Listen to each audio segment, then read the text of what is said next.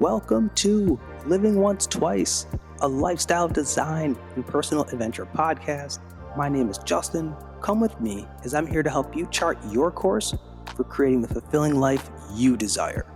Join me as every Wednesday we'll dive into the inspiring guest stories, remarkable science, and useful strategies to help you create the momentum you need to take action towards designing your dream life. Remember, your dream life is waiting for you. It's time to go for it. You deserve it.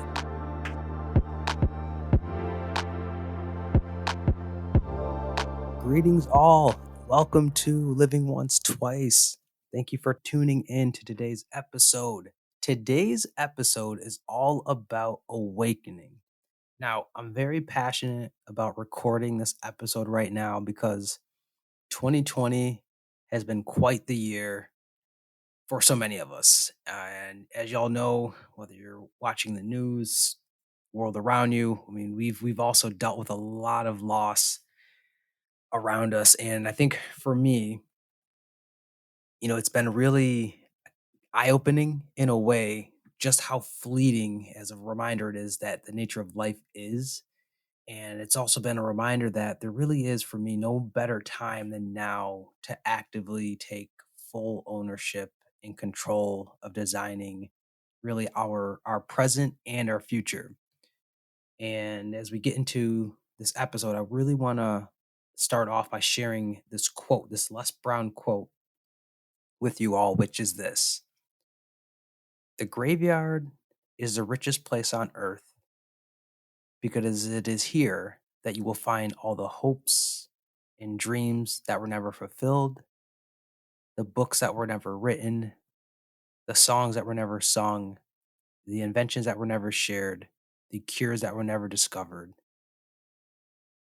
And so I leave you with that quote and sit with it for a minute, because the graveyard being the richest place on earth, I remember when I first heard that, it really struck a chord with me to really think about what was I doing with my own time on this planet. I mentioned to y'all that in a previous episode, I hit a point where I knew I was just existing in life, but not really engaged with life. And perhaps some of you out there can relate.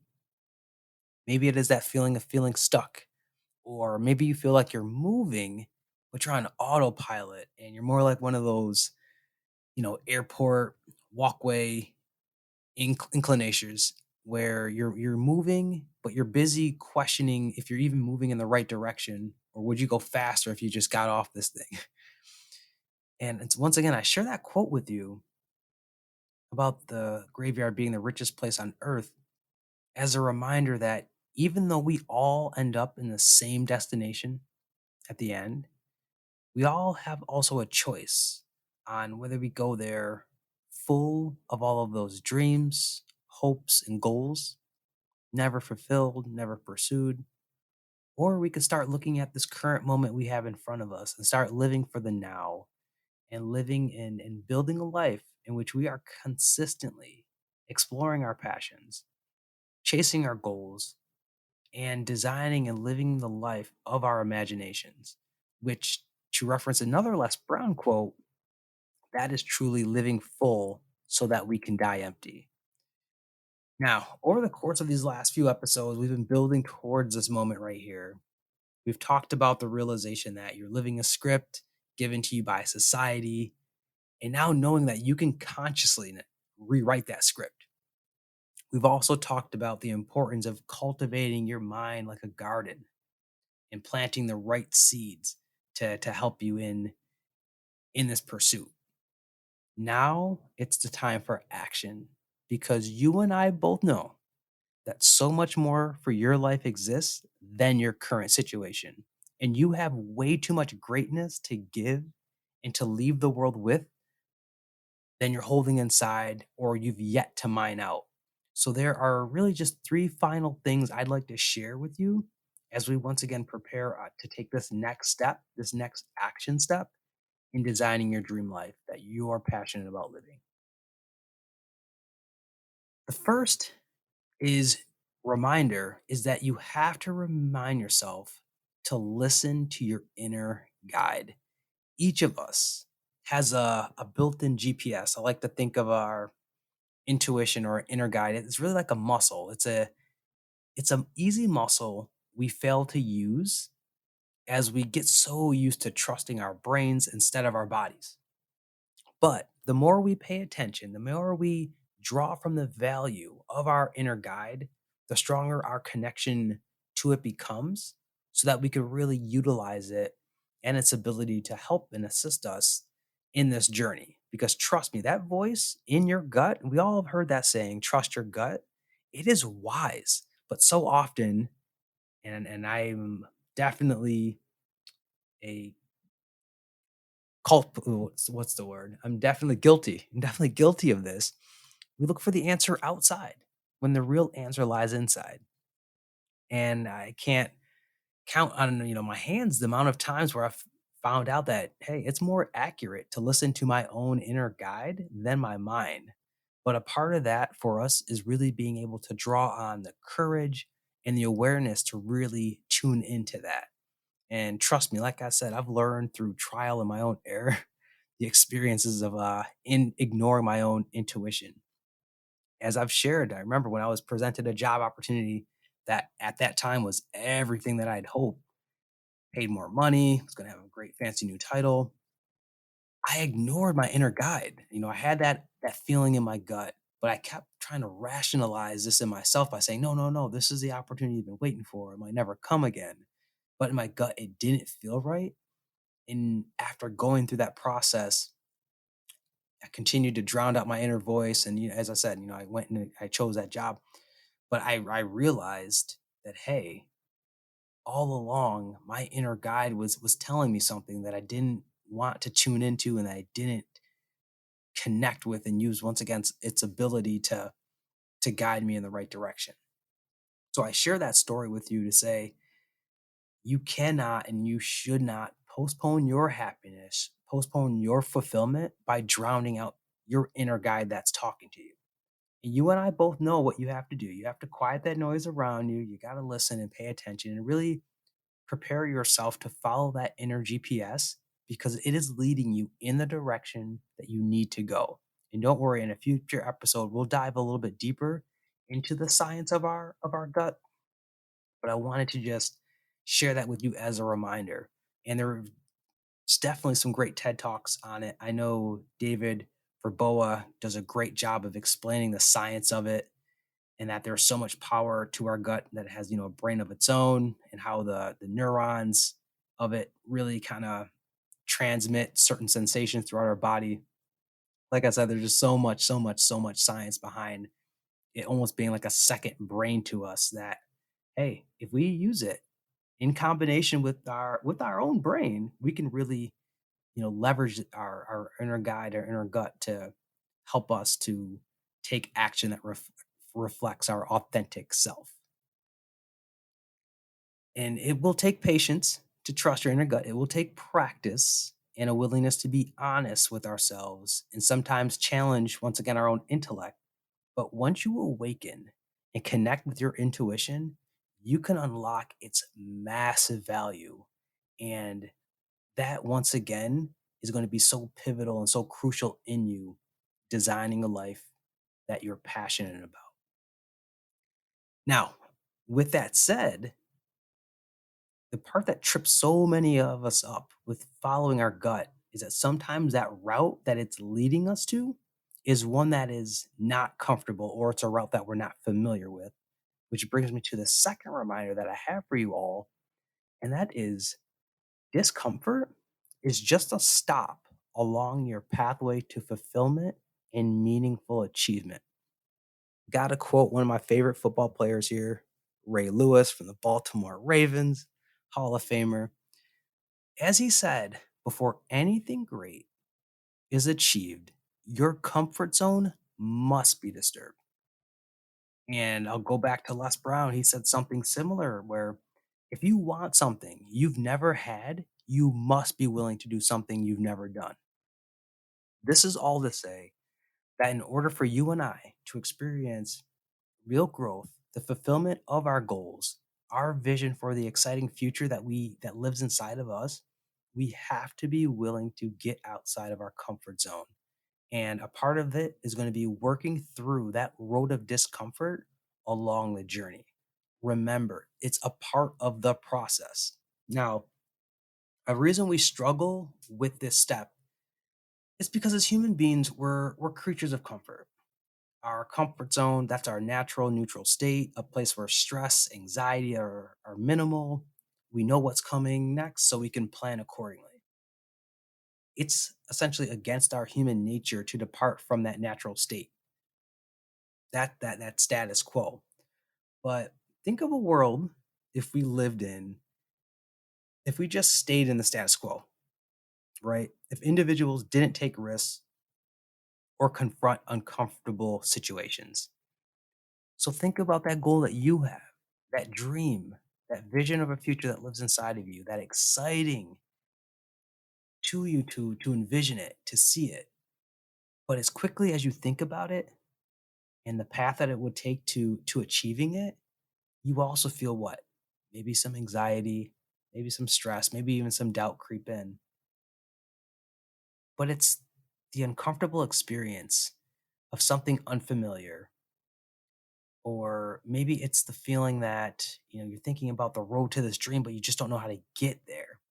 But once again, in order for you and I to take these action steps towards designing and building our dream lives, we have to get comfortable with the uncomfortable in that pursuit. I think back to my journey of creating my life here in California. Trust me, it was not smooth. It definitely wasn't turbulent free. I mean, before I even moved out here, I remember second guessing whether I was crazy for leaving. Then there was the struggle of adjusting to a new environment, new job, cost of living. There were definitely periods of times where I was like, man, I'm ready to go back. But thanks to loved ones around me that helped me really peel back that my own onion and think that process through, I would have regretted giving up and running back and not once again getting comfortable with the uncomfortable and working through that, because struggles are just a part of the journey to any meaningful achievement that any of us are setting out for. So please realize this: in taking a risk, journeying on your own, following through on your goals, designing that life that you envision for yourself. Will it be uncomfortable? Yes. Will you have moments of doubt? Yes. Will there be valleys of challenges along the way? You better believe it. But trust me on this. In that process, going through it, going through the uncomfortable, the rewards that you are seeking are waiting for you on the other side. That fear of getting outside your comfort zone is keeping so much of the passion and really what you can bring forth to this world and create a more fulfilling for your life. It's keeping so much of that locked in. And the key for unlocking what lives inside of you and I is to take those risks, explore outside those safe harbors, and really push through the uncomfortable situations. Otherwise, you'll never be able to experience the gifts and the fulfillment that are awaiting you on the other side. And let's face it, as 2020 has shown us, life is way too short for us to leave here letting that richness go unmined, letting those dreams go not pursued, letting those passions just extinguish themselves and not come to the surface. Which brings me to the final reminder, which is the importance of now. Marie Forleo, who's one of my favorites out there, work is amazing. She said it best: we're as young as we will ever be in this moment. Time is a precious gift, but it's a gift that's finite. We can't buy more of it. All we can do is control how we spend it. So why not start spending it by living true to ourselves, pursuing those goals, those dreams, those aspirations outside of your comfort zone? Because once again, none of us know how long we are going to have the opportunity, because let's face it, circumstances change.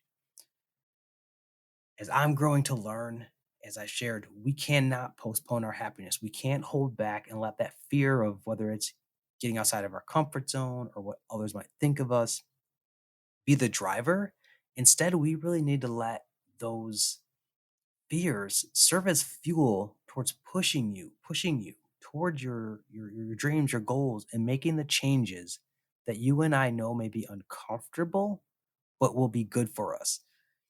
When I look back at it now on what I would have thought a meaningful life would have been, I honestly think I would have been miserable. I think I would have gotten to the end of my time here on earth and then had so much regret because of all of the things I didn't pursue, explore, or even try to mine out and awaken in myself. And that's a very scary yet humbling thing. And so I'm very grateful to the wonderful people around me and who've been so inspirational in my journey to just staying the course.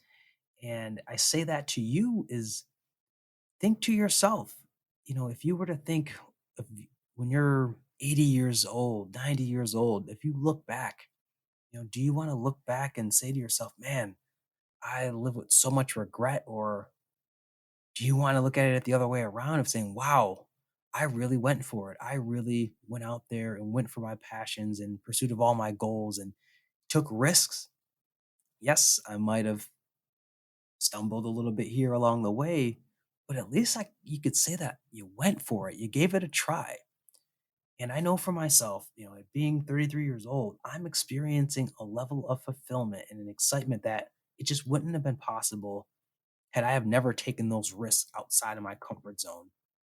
So I say to you this as I talk about looking back and as I prepare to wrap things up, I want to leave you with this last piece from one of my favorite books, Seven Habits of Highly Effective People by Stephen Covey, as he talks about beginning with the end in mind.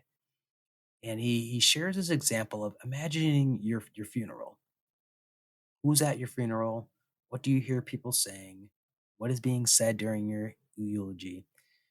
As according to Covey, before you can live that meaningful dream life, you got to think to yourself, what's it going to be like at the end?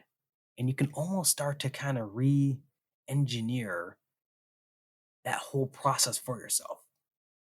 Because then when we start to think about, well, man, what do we want to have said about us, or what adventures would we have liked to have lived out during our time here, we can then start to plan out going back day to day how we do things, week to week how we do things to ensure that we get there and stay on that course. Because I believe it is possible for all of us to live the fullest expression of our lives that is possible. So we can once again leave this place living full, feeling that, hey, we died empty. So I just share with you these last reminders. And once again, rest in power to all those who've transitioned on during this year. But as we're still here, we still have an opportunity to go out there and design a life that we're passionate about living. So that is it for this episode, which I hope you enjoyed. As I'm reaching out to you all through the time, through the space that separates us, I would like to thank you for your presence and tuning in today. And remember, your dream life is waiting for you. Go for it. You deserve it. Catch you later on Living Once Twice.